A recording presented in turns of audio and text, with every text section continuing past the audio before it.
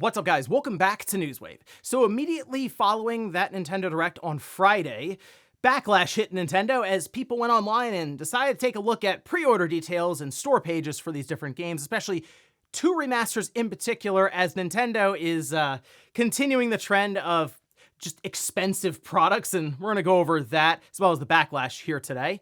Also, we are going to be talking about Sony, as we're expecting a state of play coming up soon, with one game in particular being Wolverine, but it appears Insomniac is indeed working on another title, and we'll also be talking about Sony's corporate business presentation they did, as, well, it wasn't a great look when it comes to physical games, all of that and more. Guys, if you enjoy these videos, make sure you hit that like button, helps out a ton. And if you're new here to the Spawn Wave channel, make sure you subscribe down below. And of course, members for the channel do get Newswave early. If you would like to learn more about that, click the join button or link in the description down below. And we're gonna start today with a random announcement that happened on Friday, same day as the Direct. I mean, like just about as it's going on. Some mentioned to me that it was in the Japan Direct, but I just saw this pop up online. I was like, oh, sure, Capcom, why not? More Mega Man stuff. Yeah, we can see this is posted. This is over on Gamatsu. There's also an entire trailer for this. They have announced the Mega Man Star Force Legacy Collection for PS5, Xbox Series, PS4, Xbox One, Switch, and PC through Steam. It is coming out in 2026. It includes, we have Mega Man Star Force Leo, Star Force Dragon, Star Force Pegasus, Star Force 2, Zerker Ninja, Star Force 2 Zerker and Saurian, Star Force 3, Black Ace, and Star Force 3 Red Joker. So I will say, this is kind of where I saw the stuff for Mega Man of Battle Network, and that went on for a while, and then it turned into this, and just kind of got away from what I liked Mega Man as. So I really never got into any of these games on the DS. So let me know down in the comments if this is an awesome series, or if this is like a massive nostalgia throwback for you to see this collection pop up. I mean, it seems like there's a lot of games there, although as I understand it, it's sort of that Pokemon situation where there's one game, but they make two versions and split off content to each one. So, but either way, it's all there in one package coming out in 2026. So we'll have to keep an eye out for this when it comes to additional features they reveal and then the release date. Also, we had Borderlands 4 come out last week, and it had a massive launch. I mean, over on Steam, you can see it did eclipse 300,000 concurrent players. But there was a bit of an issue as reviews were not coming in great. In fact, it was like mostly negative for a while there. It did flip a bit to like 63%, so I think it's yellow currently. But the issue seems to be performance once again, and go ahead and take a guess as to what engine it's running on. Yeah, that's right. Unreal Engine. It is an open world style game, which is kind of different for the Borderlands franchise. And I've been playing several hours of it now. 2K sent over a code the day before its release, so shout out to them. And it doesn't really feel as much like Borderlands as I was expecting. Like the first few hours did, but then as I've been playing over the weekend, it's kind of becoming a much larger game. Some have kind of compared it to almost Destiny-like, this open world looter shooter style game. And yeah, it's kind of falling into that, but it still has that look of Borderlands that makes me go, okay, the performance and the visuals don't really line up. Even on the PS5 Pro, it's not running, I mean, it's not running bad, but I do notice frame drops and other things. And when it goes to split screen, the frame rate definitely struggles. And here's the thing, I didn't really see anything about a PS5 Pro support. Like usually in the settings, there's graphics, you can change performance or graphics or graphical fidelity, like high quality. It's just that there's nothing with a PS5 Pro variants. So I don't even know if this has PS5 Pro support right now. It's very strange, but at least from what they've done out of the gate, it's doing well in terms of sales. We'll see if they can, as usual with a lot of these big AAA games, work to fix it over time. Oh, and one surprise when it comes to pricing with Nintendo and the Switch 2 is Final Fantasy VII Remake Intergrade, because you can see it's currently listed at $40. And in fact, the physical edition, while it is a Game Key card, it actually comes with quite a bit of stuff. It has looks like we have Magic the Gathering, a booster pack in there, kind of that limited edition crossover that they did, which is cool. People were really trying to get their hands on those for a while. I know that. It also has reversible cover art, and it does come with all the DLC and stuff with the Intergrade version. The thing with this is, it is a 90 gigabyte game, so it wasn't going to fit on a 64 gigabyte cartridge anyway. And I know people look at that and go, what are you supposed to do at that point? They're not going to do two cartridges. We don't even think the Switch 2 can really support that now anyway. So this is just kind of what they were left with. But I do like that Square realized, okay, we're going to come in at a more manageable price point and we're going to add stuff into the physical copy to make it feel more like a physical copy. At least when you open it this time, there will be something where that manual would normally go. And guys, with some of the quick news out of the way, let's get into the bigger stuff. Let's start right away with Nintendo and the backlash that they're facing once again when it comes to pricing for their games. Now, you can also look at DLC, which is a big talking point coming out of that direct. Look at something like Pokemon Legends ZA, that having $30 DLC announced ahead of its release. So it's kind of a $100 game then. If people are of course adding this stuff up to be feature complete or content complete. And to me, it's just a bad look when you announce DLC like that at $30 before the game even comes out. It is crazy. I get over time, let's say it comes out 6 months, 7 months later, and people start adding the DLC. It's like, well, okay, there was a pretty large window there for its release and they wanted to put more content out. No, in this case, it's just, there you go, 30 and 70. So yeah, people are doing addition with that. But the one that really I looked at and went, oh, okay, like the Pokemon company, we've been there. The Pokemon stuff always ends up being expensive. I get it. The cards, I can't even imagine how much money collectors have put into that entire thing, right? But the games, when it comes to Nintendo with remasters, have gone to another level. And it's legitimately impressive, especially since we've gone through a period of something like Donkey Kong Tropical Freeze coming to the Switch and it being $10 more than when it released on the Wii U originally.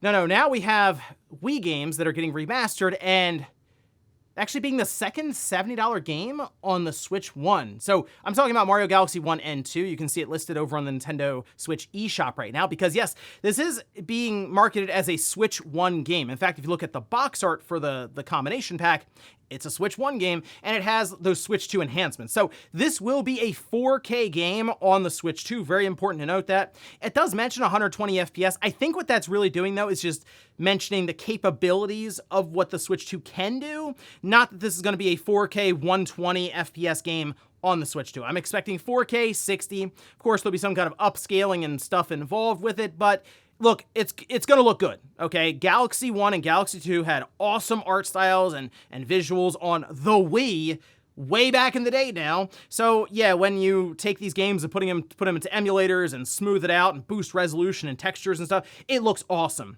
Great.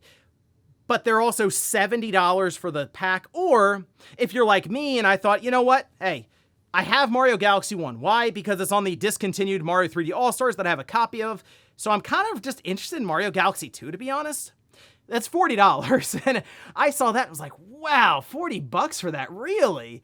I mean, the game is just over 15 years old now, but still, you bring it up to the Switch 1 and Switch 2, and it's $40. It's like, that does feel legitimately expensive when you look at it, especially if you maybe buy one now and then you want to buy it later. Yeah, you'll have thrown $80 at a combination of Mario Galaxy 1 and 2. Now, if you're going to buy both of them, clearly it makes sense to get the double pack, but I'm sure there are also many people out there who have Galaxy on 3D All-Stars currently, and you're sitting there wondering, is that going to get a Switch 2 enhancement?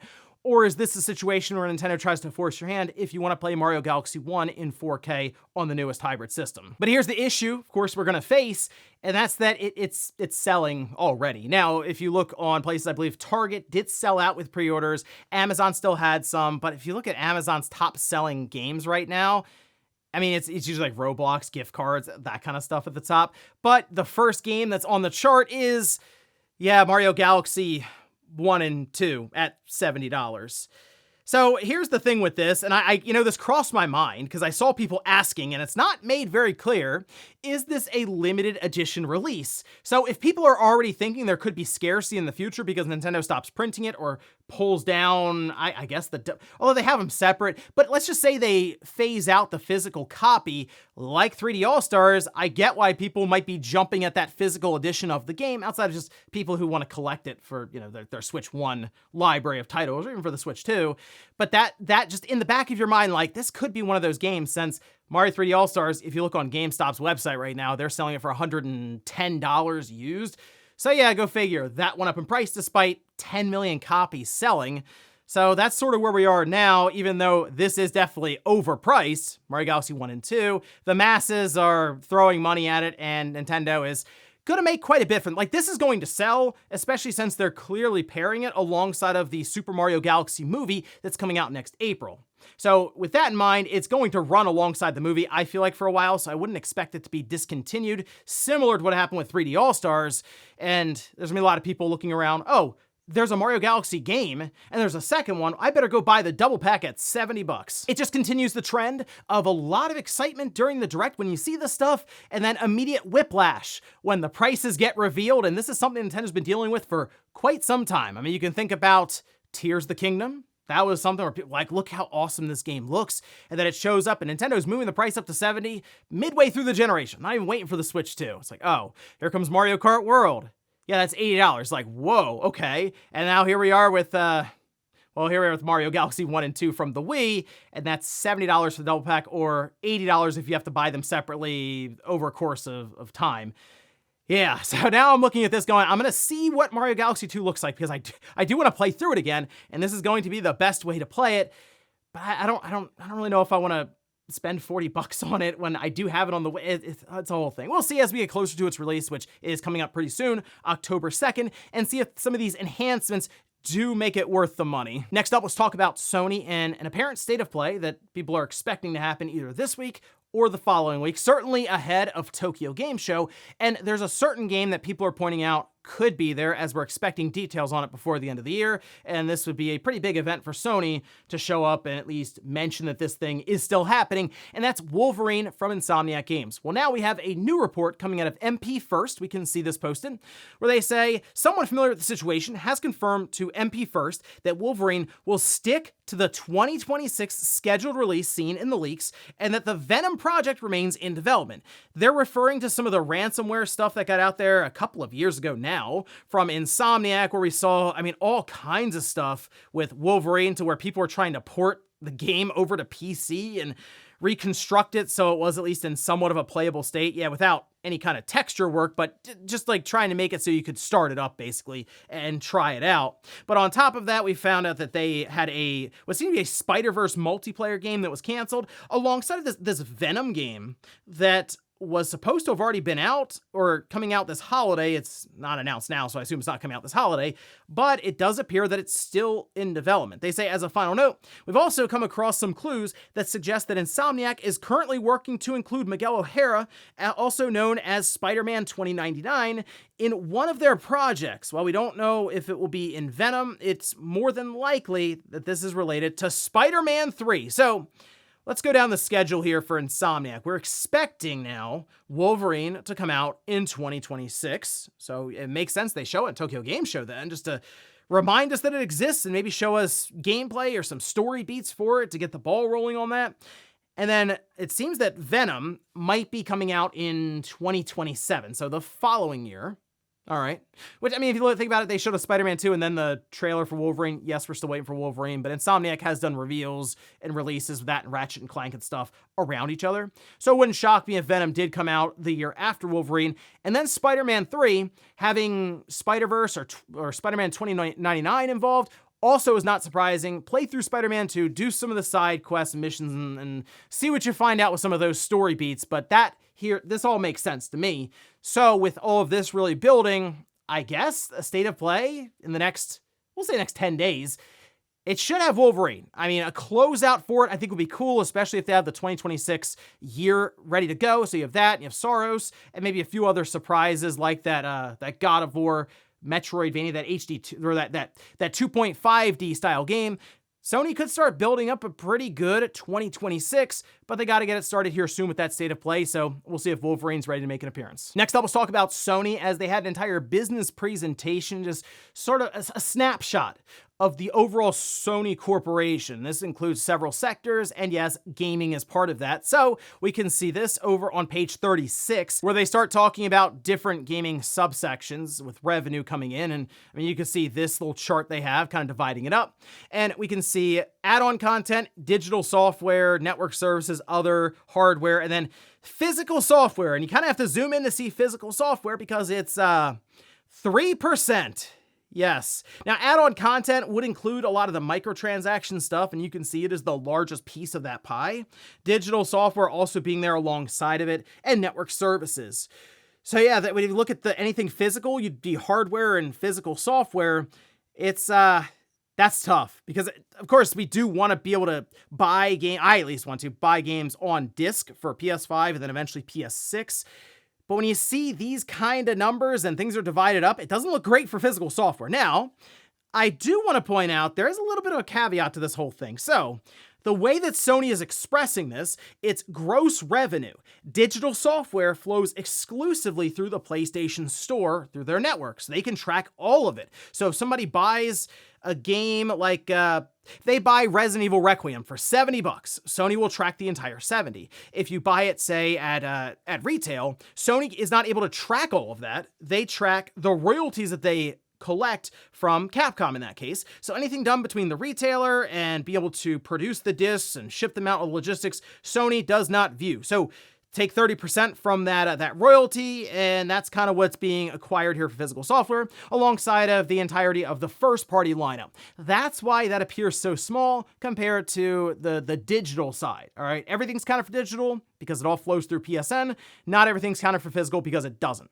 Still, though, we know that, yes, the digital side is completely taking over. You just look at that and then look at the add-on content with microtransactions. Most of the business for Sony when it comes to selling games is being done digitally at this point. Still, it seems like they are lining up an attachment, I should say, for a disk drive for the PlayStation 6. So cross my fingers hoping that we get at least one more generation out of Sony with physical media, and then we can reconvene, I guess, in 2034, 2035, and have the conversation all over again. And in our last bit of news, we're going to circle back around here to Square Enix because they had a bit of a surprise announcement when it comes to the Final Fantasy VII Trilogy and exclusivity. This we can see over on their social media account, where they say the Remake Trilogy will also be making its way to Switch 2, Xbox Series X and S, and Xbox on PC, as well as PlayStation 5, Steam, and Epic Games Store. Yeah, so we already heard about Rebirth, that going to Xbox and to Switch 2. We have Remake Intergrade going to Xbox Series and Switch 2 January 22nd.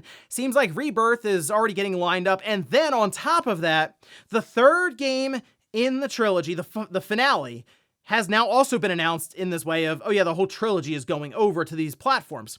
We know Square Enix has been working to expand, we'll say, more multi-platform focus. And this would make a lot of sense for them going towards that third one, since I do feel like Rebirth, I think it sold well enough for them, but I think they were expecting more just outright for Rebirth. Definitely with Remake, it took a little while, but it seemed like that did finally get to a position where like, okay, we're good. But Rebirth, I just don't think it's done the numbers that they were hoping for. So they themselves, Square Enix, has mentioned, I mean, everything seemed to be under expectations for them. Like, we've gone over this multiple times, but they also have to remember, hey, if we do these exclusivity deals, even if it's timed exclusive with Sony, we have to understand there's just less people to sell to. So maybe the expectations have to come down a little bit. Or if you're shooting for those crazy expectations, you got to give the game the best chance possible. You're a third-party developer, like you're not, or a studio publisher. You're not there working with Sony on the PS5 to put it out there and have to sell them.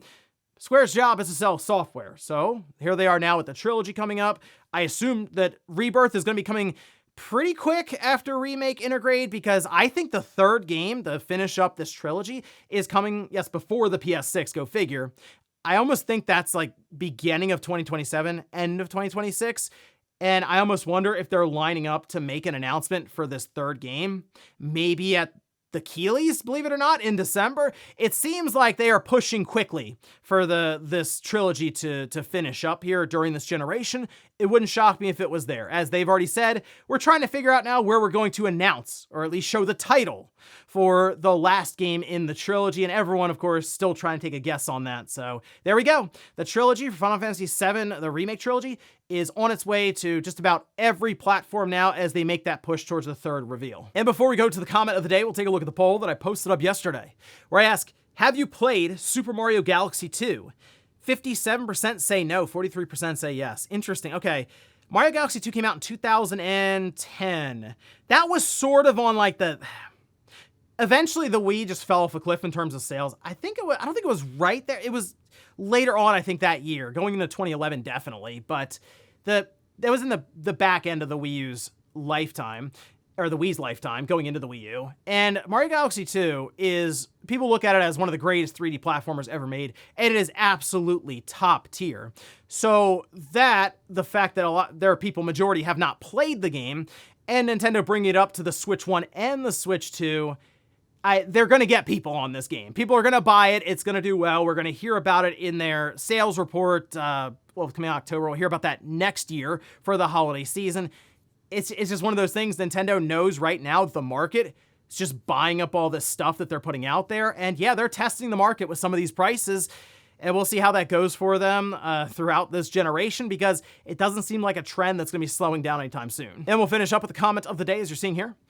This is from Tuck, who says, Twilight Princess HD. People are still asking for it because we already have Wind Waker now through the GameCube, but I think people need to remember Nintendo might just drop Twilight Princess into the GameCube NSO, since it did come out on the GameCube. And it's a little different because it didn't use the motion controls. And I know Twilight Princess HD doesn't need it either, but that GameCube version is kind of interesting.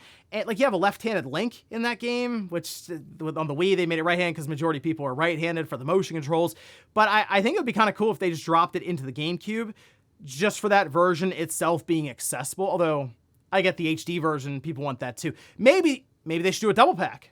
Wind Waker HD, Twilight Princess HD for $70. Or hey, I got $40 separately, just in case you want to buy one now and save for later. And ladies and gentlemen, that's going to do it here for Newswave. If you enjoyed this video, guys, hit that like button. If not, hit the dislike. Leave comments down below about everything we talked about here today. If you missed my Nintendo Direct wrap-up, I did an entire video going over all the announcements there in about 25 minutes. I'll leave that right up here in a card. Or maybe you wanted to see how the PlayStation Vita online store is doing in 2025. I checked that out over the weekend in a video, and I'll leave that right below it. Thanks, guys, for watching, and I'll see you next time.